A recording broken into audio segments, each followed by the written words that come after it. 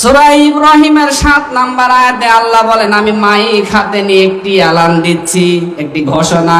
কথাটা অনেক দামি কথা। আল্লাহ নিজে মাইক হাতে নিয়ে নেমে পড়েছে একটি এলান। শোনো দুনিয়াবাসী, একটি ঘোষণা শোনো। কি সেই ঘোষণা?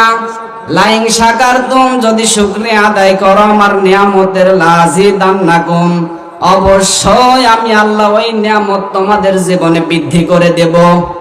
পার্বত্যবাসী কি নিয়ামত জানলেন এতক্ষণ থেকে? তামাম দুনিয়া যারা পেয়েছে তার তুলনায় আল্লাহর কাছে এই নিয়ামতটা শ্রেষ্ঠ। সুতরাং এইটার অনুষ্ঠান আজকে আমরা পেয়েছি, আমাদের জীবনে শ্রেষ্ঠ নিয়ামত মনে করছি। বলেন না কেন? এই যে কথাগুলো আমি বলছি, এটা আমার বাবার কথা না, এটা আমার দাদার কথা না। এখন ৯৬% মুসলমানের দেশে, যেখানে প্রকাশ্যে ইসকন নামে যারা বোমাবাজি হামলা চালাচ্ছে, বিভিন্ন আলেম ওলামাদের দিয়ে তাকিয়ে দিচ্ছে, বাংলার জনগণ এখন চোখ কান খুলে গিয়েছে। এতদিন যে ইসলামের যে জঙ্গিপনাগুলো শিবিরের নামে, জামাতের নামে চালিয়ে দিয়েছে, এরা ভণ্ড কারা টের পাচ্ছেন তো? আপনারা কথা বলেন না কেন? এই দুনিয়াটা তো আল্লাহর, এই জমিন তো আল্লাহর, আমরা তো খাদেম, আমরা তো কামলা হিসাবে এখানে আছি। শুধু মুসলমান আছি নামে, আর খাওয়া জিলাপি মিলাদে। কথা বলেন না কেন? মুসলমান যে খাওয়ার পাগল, একটা শিক্ষা বলে আমি শেষ করে দিচ্ছি। এক ইহুদি আর এক খ্রিস্টান আর এক মুসলমান দোস্তি করেছে, 3 জন মিলে প্রতিমধ্যে যাত্রা করেছে সফরে। কিছু দূর যাওয়ার পরে ক্লান্ত হয়ে বলছে কিছু খাওয়া যাক। 3 জন টাকা পয়সা জোগাড় করে নিয়ে এসেছে 4টা রুটি। 3 জন বলছে দিনটা খেয়ে এখন আমরা একটু ঘুমিয়ে পড়ি, কারণ এখন তো একটু খেলাম, ঘুম থেকে ওঠার পরে ক্ষুধা যখন লাগবে তখন বাকিটা খাওয়া যাবে। মুসলমান বলছে না, ওটা ছিঁড়ে খেয়ে ফেলো, ওর খাওয়ার খালি ধান্দা। ইহুদি খ্রিস্টান ডাক দিয়ে বলছে ভাই ওঠো, আমি আশ্চর্য স্বপ্ন দেখলাম। দেখি আমি প্রথম আসমানে আমার নবী ঈসা আলাইহিস সালাম আমার ডাক দিয়ে কোলাকুলি করলো, আমার কপালে চুমা দিয়ে বলল, উম্মত তোর উপরে আমি খুশি হয়েছে, রুটি আছে তুই খাবি। ইহুদি বলছে ভাই তোমার স্বপ্ন তো প্রথম আসমানে, আর আমার নবী মুসা আমার 6ষ্ঠ আসমানে ডাক দিল।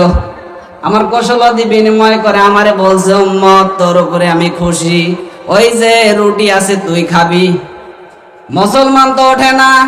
ওরে যখন জাগিয়েছে বলছে তোমাদের স্বপ্ন আমি এমনি জেনেছি, আমারটা আগে দেখো রুটি তোমাদের ভাগে যায় কিনা।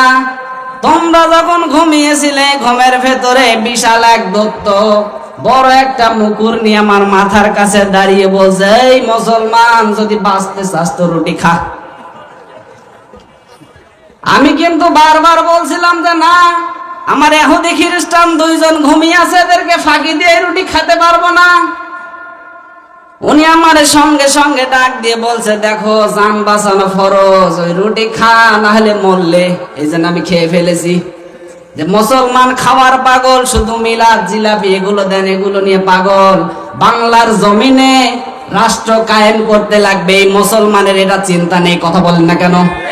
আজ ৫৬,০০০ বর্গ মাইলের বাংলাদেশে ৯৬% মুসলমান থাকার পরেও প্রকাশ্যে একটা টুপিওয়ালাকে নির্মম ভাবে একটা টুপিওয়ালাকে অপমান করা হয়, সমাজে নেতৃত্ব দেয় না। কথা বলেন না কেন? এই বাংলার জমিনে যদি এই বিধান বন্ধ করতে যান, কোরআনে একটা বিধান লাগবে। শুধুমাত্র কোন মানব রচিত কিতাব দিয়ে, পার্লামেন্টে কোন মানব রচিত আইন দিয়ে দেশকে আপনি ঠিক রাখতে পারবেন না। একটাই মাত্র কিতাব, সেই কিতাবটা হচ্ছে আল্লাহর দেওয়া কোরআনে কারীম।